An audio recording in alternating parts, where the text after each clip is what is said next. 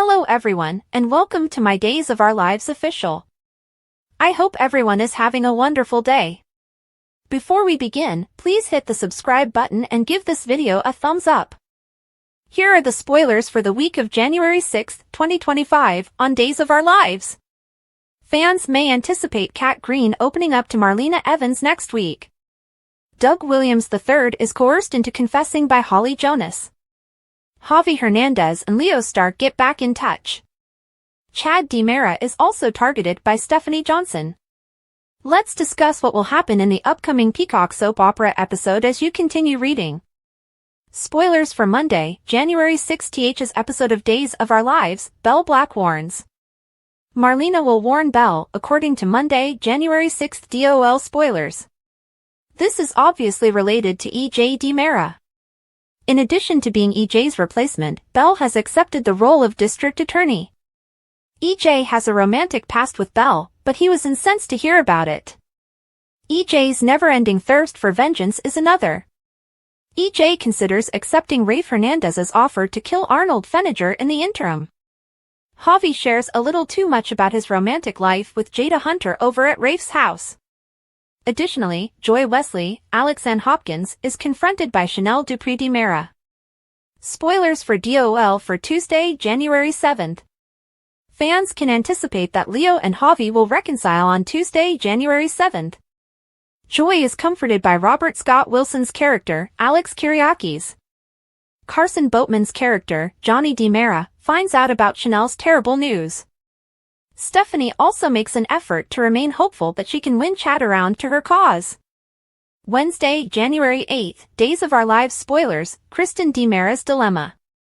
According to Wednesday, January 8th spoilers for Days of Our Lives, Brady Black, Eric Martsolf, and Tate Black, Leo Howard, are still steadfast in their resolve. Ava Vitale, Tamara Braun, may have to hear the truth from Kristen DiMera, Stacey Hayduke.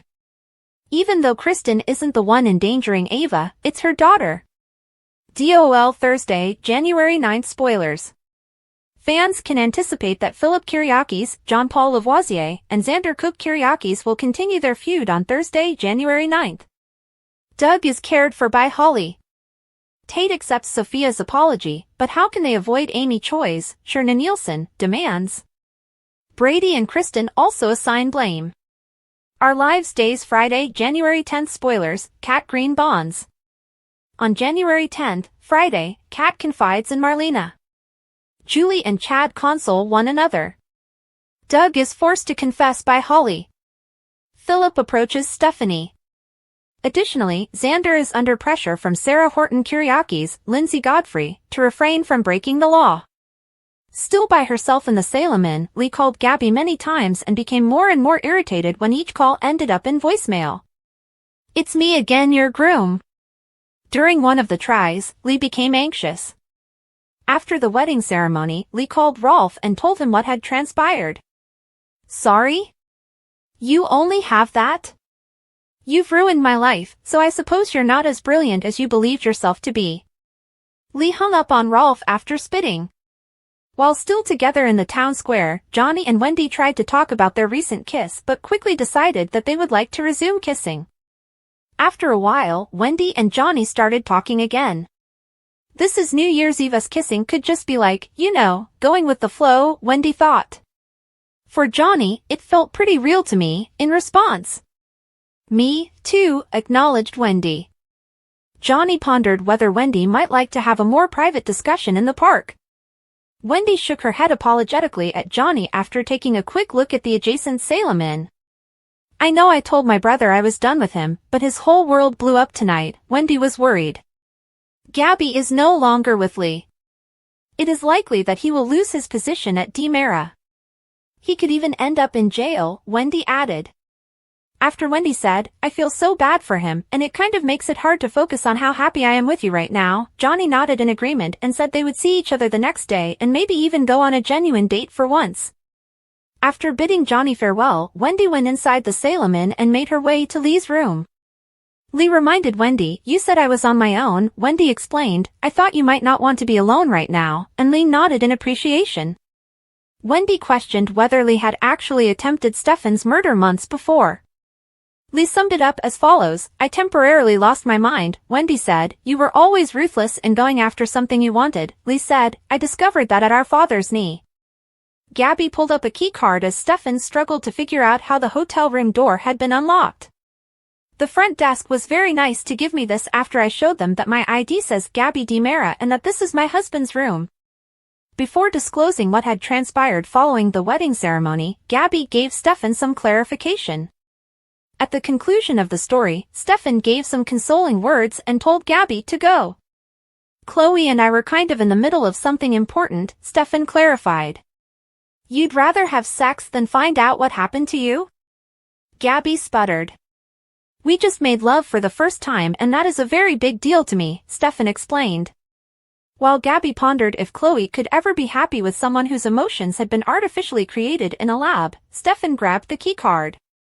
After ejecting Gabby from the hotel room, Stefan slammed the door and expressed regret to Chloe for disturbing her.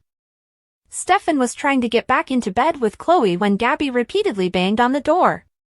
Are you not even a bit curious about what happened to you? Chloe pondered. I have heard so many versions of the same damn story, and I don't care. Stefan answered. When Gabby noticed that Lee had called several times since the wedding ceremony, she decided to stop trying to break down the door of the hotel room. That could only imply, Gabby reasoned, that Lee had somehow already been freed from police custody. Gabby called Lee and asked him to explain the change. According to Lee, the police lacked evidence to support Gabby's allegations. Well, I don't need proof, because I know what you did, and I hate you for it, and if it's the last thing I do, I'm gonna make you pay. Before hanging up on Lee, Gabby spat. Stefan claimed to have genuine affections for Chloe and promised to provide evidence to support his claims. Stefan was informed by Chloe that it would likely be better if they stayed in different hotel rooms that evening. You sure? Stefan pondered. After tonight, I don't know, I'm not sure about anything well, except that I did have a really nice New Year's Eve with you, so, thank you, replied Chloe. Stefan emphasized, it was the best night I can remember having in a long time, before kissing Chloe goodnight and leaving the hotel room with some bags. Gabby and Stefan collided in the corridor. You believe me? When Gabby saw Stefan's suitcase, she made an assumption. Get the hell out of my way! Stefan pushed past Gabby and demanded. Gabby whispered, it'll happen, it's just gonna take some time, but it'll happen, as Stefan hurried out to the lobby. Lee expressed gratitude to Wendy for coming. You can take off, I wouldn't want you to hang around with a guy who's ruined everything for himself, Lee said. Well, at least you see that now, that's something, said Wendy. The words I have nothing left, worriedly Wendy emphasized, you drive me crazy, but we're family, and no matter what you do, I will always love you, before embracing Lee.